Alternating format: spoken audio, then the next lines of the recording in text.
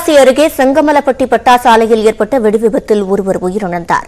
விவரங்களை செய்தியாளர் செந்திலிடம் கேட்கலாம். செந்தில், என்ன நடந்தது?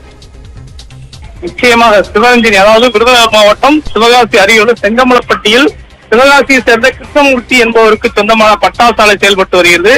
இந்த பட்டாசு ஆலையில் 40க்கும் மேற்பட்ட அறைகள் உள்ளது. இதில் இன்று 150க்கும் மேற்பட்ட தொழிலாளர்கள் பணிபுரிவதாக கூறப்படுகிறது.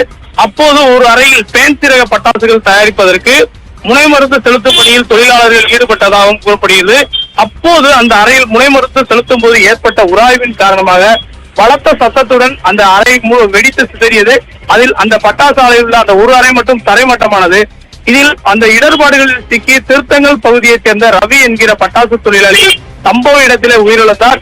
மேலும் அவருடன் பணி புரிந்த சாமுவேல் என்கிற ஜெயராஜ் என்கிற பட்டாசு தொழிலாளி படுகாயங்களுடன் மீட்கப்பட்டு சிவகாசி அரசு மருத்துவமனையில் சிகிச்சைக்காக அனுமதிக்கப்பட்டுள்ளார். இந்த பட்டாசு ஆலையில் வெடி விபத்து ஏற்பட்ட உடனே சிவகாசியில் இருந்து விரைந்து வந்த தீயணைப்பு வீரர்கள் தீயணைக்கும் முயற்சியில் ஈடுபட்டார்கள். இந்த பட்டாசு ஆலை வெடி விபத்து சம்பவம் குறித்து சிவகாசி கிழக்கு காவல் நிலைய போலீசார் வழக்கு பதிவு செய்து விசாரணை மேற்கொண்டு வருகின்றனர். சிவரஞ்சனி, விவரங்களை வழங்கியமைக்கு நன்றி செந்தில்.